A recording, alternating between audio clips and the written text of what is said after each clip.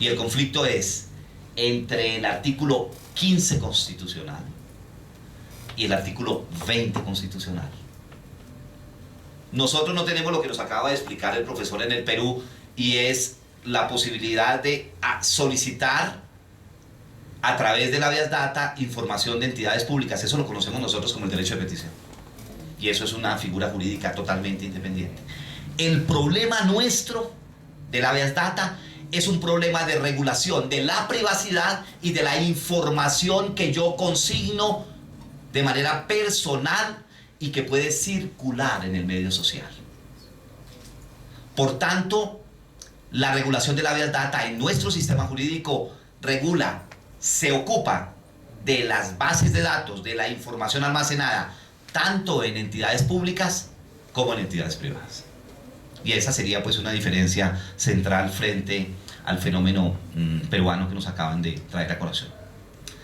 Este problema de la sociedad virtualizada a través de ciencias como la telemática, la informática, etcétera, etcétera, va a producir un efecto sociológico importante. Hoy se habla en la teoría de las ciencias sociales del siglo de la comunicación. De hecho, hay algunos profesores alemanes, básicamente, a partir de estudios sociológicos y jurídicos, que trabajan el derecho como una unidad en un proceso de comunicación. Y esto a partir del estudio del profesor Jürgen Habermas en Alemania, va a llamarse la teoría de la comunicación en el derecho, y va a haber un profesor español que viene a Colombia de vez en cuando, que es el maestro Gregorio Robles, que crea una teoría jurídica que se llama la teoría comunicacional del derecho. Todo lo que pasa en el mundo de los procesos, en el mundo jurídico, es un problema de comunicación. Y eso ha generado pues toda una revolución teórica.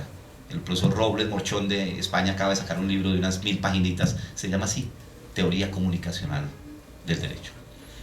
Lo que quiero decir es que la sociedad informatizada potencializa la comunicación, y hoy a quienes enseñamos en las universidades o hemos aprendido docencia universitaria o manejamos procesos académicos en general a nivel de posgrado o facultades, se nos enseña, y eso se lo transmitimos a los estudiantes: el poder hoy no está en el problema económico, queridos doctores. Eso es secundario hoy.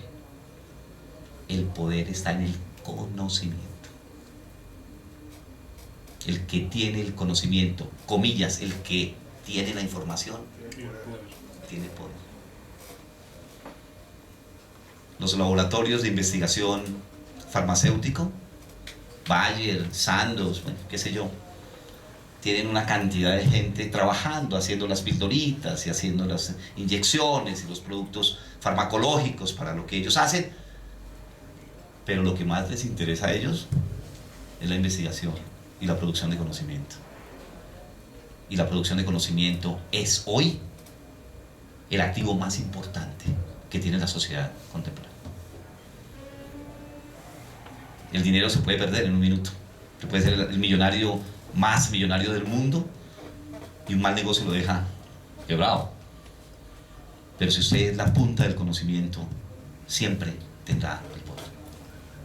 El poder parte del conocimiento y de la información. Por eso la necesidad hoy en la sociedad del conocimiento de proteger los datos, las bases de datos y la información que circula interna e internacional.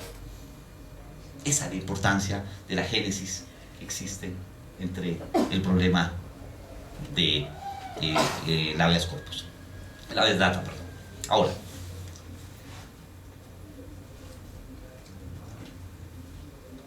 ¿cuál ha sido la evolución histórica en Colombia a partir del 91, de la Constitución del 91, del problema de habeas data?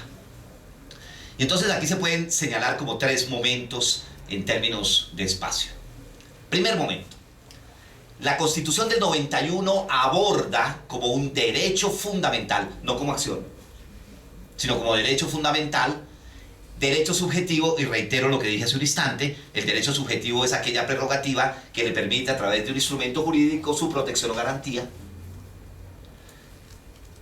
por vía de tutela, más o menos entre el año 1991 y el año 2008.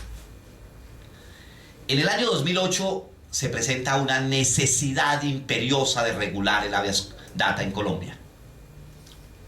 Y ustedes saben lo que ocurría con la información que circulaba en la Central de Información Financiera CIFIN, en Datacrédito, etcétera, etcétera.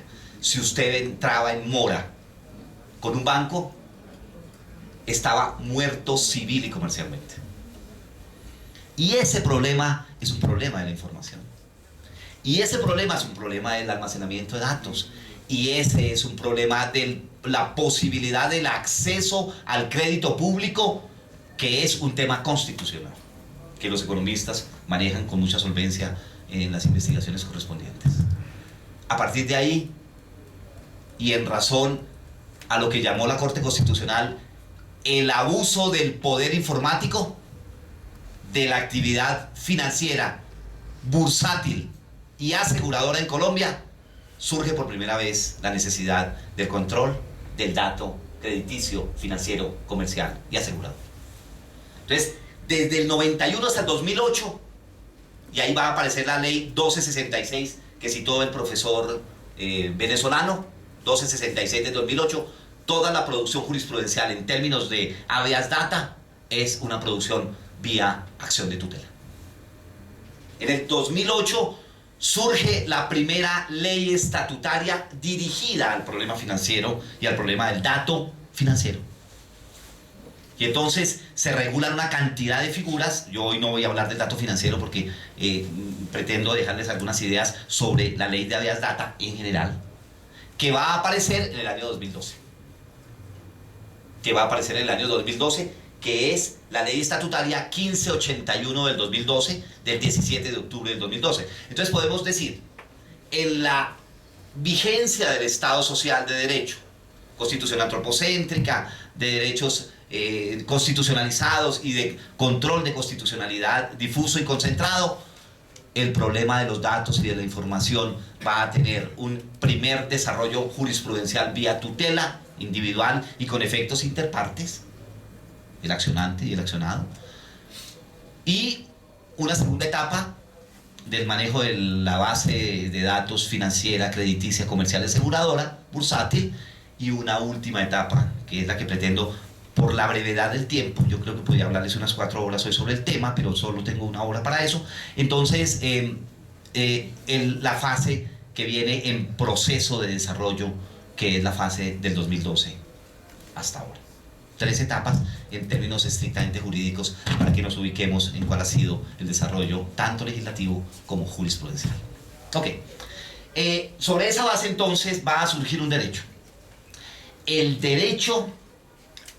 El conflicto entre el derecho a la intimidad, a la privacidad, a la inviolabilidad de una zona interna, privada e íntima de las personas, y el derecho a la expresión de las ideas, el derecho a la comunicación y a la información. Y en esa pugna, en esa tensión entre esos dos derechos, el derecho a la información, el artículo 20 habla de que toda persona tiene el derecho a expresar libremente sus ideas y sus opiniones y a recibir información veraz, imparcial y objetiva. Y el artículo 15, en el primer inciso, habla de que es un derecho de las personas la posibilidad de controlar, conocer, actualizar y rectificar la información. Y aquí como 3 ideas para que vayamos como decantando el tema. El dato es la unidad de información. La unidad de información, ese es el dato. Y la gestión del dato, que va a ser la forma como se utiliza en las bases de datos, va a ser llamada en la legislación colombiana tratamiento de datos. Esos 2 temitas para que de una vez vayamos entrando en el fenómeno. Entonces podemos decir que tenemos el artículo 15 constitucional sobre el derecho a la rectificación, a la información, datos, etc. La ley estatutaria del 2012, que es el tema central, 1581 y la sentencia de constitucionalidad C748 del año anterior. Y aquí tengo que hacer referencia a un tema que le puede interesar a los profesores extranjeros y a los estudiantes a niveles de especialización y maestría o de pregrado en tema constitucional. Los derechos fundamentales, queridos doctores, que tienen un mayor valor en términos constitucionales, por favor no olviden que la Constitución para los estudios se puede dividir en dos partes. La Constitución dogmática, que tiene el modelo de Estado, los principios, los derechos y los valores, y la Constitución orgánica, que tiene que ver con la estructura del Estado para garantizar la eficacia de esos principios, valores y derechos. Entonces usted necesita saber qué hace la Fiscalía, va a la Constitución orgánica, pero usted necesita saber qué es el habeas corpus, va a la Constitución dogmática. Usted necesita saber qué papel cumple el Ministerio de Justicia, qué papel cumple la Corte Suprema de Justicia, la Procuraduría General de la Nación, la Contraloría como órgano de control, etc. Usted acude a la sección orgánica de la Constitución estatal, donde están los funcionarios, las competencias, las atribuciones, etc. Pero si usted necesita saber el núcleo duro de los derechos, está en la parte dogmática constitucional. Bien, en Colombia tenemos diferentes leyes que desarrollan principios y derechos constitucionales. Las leyes ordinarias, que es una facultad del Congreso, función legislativa. Las leyes orgánicas, que tienen un papel especial, un trámite especial, como la ley orgánica del presupuesto. Y un tema que es perfectamente compatible con el tema que estoy analizando. Y es las famosas leyes estatutarias. Las leyes estatutarias resultan de singular importancia y trascendencia jurídica a nivel constitucional. Tan es así que la jurisprudencia de la Corte Constitucional ha dicho: el bloque de constitucionalidad está integrado por los tratados internacionales de derechos humanos, las normas y principios constitucionales y las leyes estatutarias. El bloque de constitucionalidad, que es la relación de la Constitución con el contexto internacional, puede ser visto teóricamente en dos direcciones. Bloque de constitucionalidad en estricto sensu, es decir, en sentido estricto, tratados y convenios internacionales, tratados y convenciones, por ahí se habla ahora ya no del control de constitucionalidad, sino del control de convencionalidad. Y de los postulados constitucionales. Ese es un bloque de constitucionalidad en sentido estricto. Pero las leyes estatutarias, por vía de la interpretación de la Corte Constitucional, hoy también son bloque de constitucionalidad. Y lo ha llamado la Corte bloque de constitucionalidad en sentido amplio. Porque las leyes estatutarias, entre otras cosas, regulan los fenómenos jurídicos de mayor trascendencia a nivel constitucional. Y uno de ellos es el problema de la verdad. Para los que enseñamos penal y procesal penal, existe la acción y proceso, derecho, acción y proceso constitucional en una ley estatutaria, que es el problema de habeas corpus. Como es un derecho constitucional, requiere su desarrollo por vía de ley estatutaria. Entonces, la regulación del problema del habeas data se hizo a partir de una consagración general en el artículo 15, que se llama una cláusula abierta.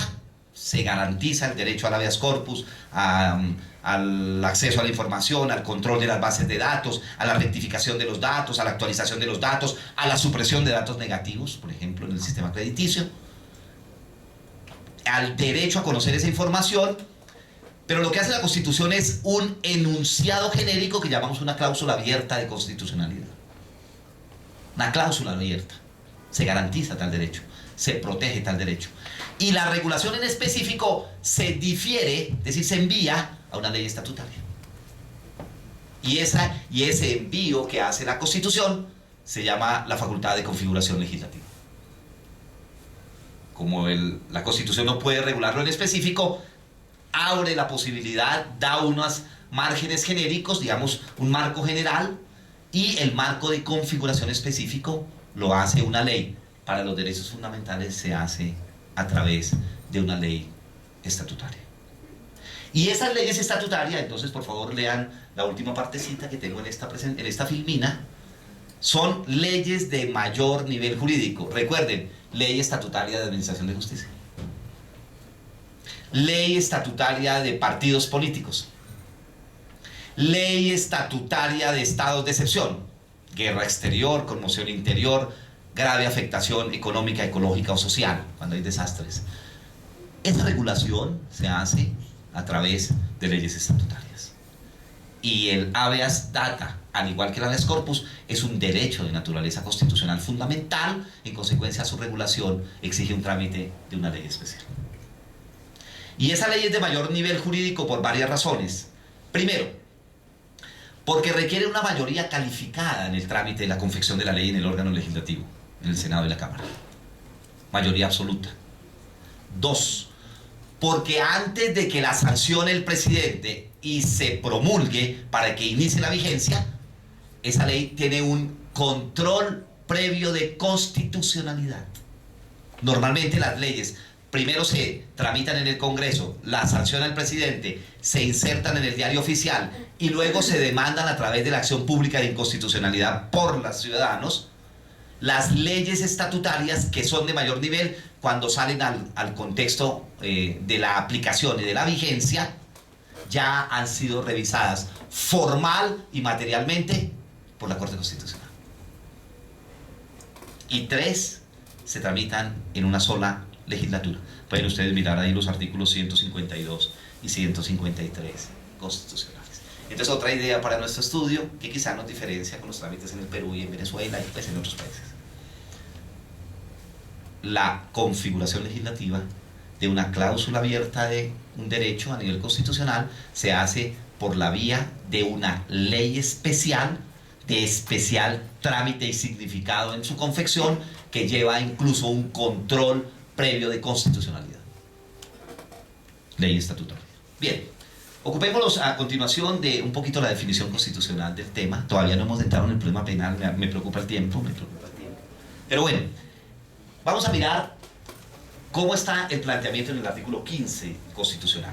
Todas las personas tienen derecho a su intimidad, y de ahí la génesis en la intimidad personal y familiar y a su buen nombre, y el Estado debe respetarlos y hacerlos respetar. De igual manera, tienen derecho a conocer, a actualizar y rectificar las informaciones que se hayan recogido sobre ellas en bancos de datos y en archivos y entidades públicas y privadas. Entonces, el problema del habeas data va a tener dos ejes temáticos. El problema de la urgencia de conocer, actualizar y rectificar la información que se maneja en el imaginario social, y dos, el problema de las bases de datos y de la administración de esas bases y almacenamiento de esa información. Esos dos elementos van a ser clave en el análisis de el habeas data. Entonces, se habla de que en la recolección, tratamiento y circulación de datos se respetan la libertad y demás garantías consagradas en la Constitución. La jurisprudencia de la Corte Constitucional desde el 2008 trajo una definición que me parece muy importante para conocerla. Yo les voy a dejar esta presentación para que ustedes dejen su correo y aquí por intermedio de la Asociación de Derecho Procesal Constitucional les envíen la presentación, porque creo que tiene temas pues muy interesantes. Por favor, ubiquemos un momentico la definición constitucional por vía de la jurisprudencia. Es un derecho subjetivo, no olviden la definición de derecho subjetivo. Potestad con obligatoriedad ante un instrumento procesal, que otorga la facultad al titular de los datos personales de exigir a los administradores de esos datos, y aquí están tal vez las formas de la habeas data que traen en el Perú.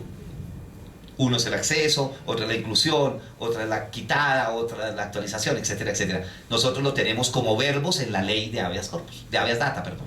Entonces dice, el acceso, ingreso, inclusión, corrección, adición, actualización y certificación de los datos, por un lado, datos, y por el otro, así como la limitación de las posibilidades de divulgar, publicar o ceder los mismos. Entonces, los dos ejes temáticos que yo he hecho referencia, el problema de la inclusión, la protección, la corrección, la adición, la actualización de datos, y por el otro, el manejo de la publicación, de la divulgación o de la cesión. No olviden que la habeas data es un derecho fundamental, y un derecho fundamental, entre otras características, es un derecho inalienable. Y los derechos fundamentales son inalienables, en el significado de que no son renunciables. El derecho a la libertad, el derecho a la igualdad, el derecho a la intimidad, el derecho al habeas corpus, son derechos en el contexto constitucional, derechos que no son renunciables, y eso es lo que significa la categoría a la que estoy haciendo referencia. Muy bien, los dos ejes temáticos. Y dice la jurisprudencia, por lo tanto ese derecho confiere, y volvemos a las comillas, un grupo de facultades, y ahí donde están la potestad, la prerrogativa, al individuo para que en ejercicio de la cláusula general de libertad, todos los derechos son desarrollo de cláusulas generales de libertad, dicen los constitucionalistas, pueda controlar la información que de sí mismo ha sido recuperada por una central de información. En este sentido, este derecho fundamental está dirigido a preservar los intereses del titular de la información ante el potencial abuso del poder informático. Y ustedes saben los efectos del poder informático. No solo lo de Wikileaks, que hablarían hoy de Julian Assange, que ha tenido todo un trabajo y un análisis a nivel internacional, que ha desclasificado información reservada de la CIA, de países de Alemania, de Inglaterra, que tiene en entredicho lo que han hecho entidades de inteligencia a nivel internacional y países, sino lo que ocurre en Colombia. Colombia es el paradigma de los conflictos sociales. Aquí tenemos de todo, absolutamente de todo. Entonces ayer leía que el hacker en la campaña electoral del grupo del candidato Zuluaga hizo una declaratoria de responsabilidad con la fiscalía, un acuerdo de lo que se llama justicia consensuada, justicia preacordada o justicia premial, y quedó de colaborar con la justicia para decir qué era lo que estaba pasando con la infiltración de la información de una cantidad de entidades públicas y entidades privadas. Esa es la información de ayer, del hacker. Pero hace 20 días se estaba hablando de la sala Andrómeda de la Fuerza Pública, que fue desmantelada por la Fiscalía General de la Nación. Y solo para hablar de hace muy poquito, quisiera que asociaran la captura de la señora María del Pilar Hurtado, la condena del señor Noguera, que fue director del DAS, y la investigación que tiene ahorita la Corte Suprema de Justicia por razón de los aforados constitucionales, altos funcionarios del Estado, en relación con este tema. Las chuzadas, que llaman coloquialmente, que en España se llaman las escuchas ilegales, a la Corte Suprema de Justicia, en sala plena y en sala penal. Las chuzadas, pongámosle un nombre jurídico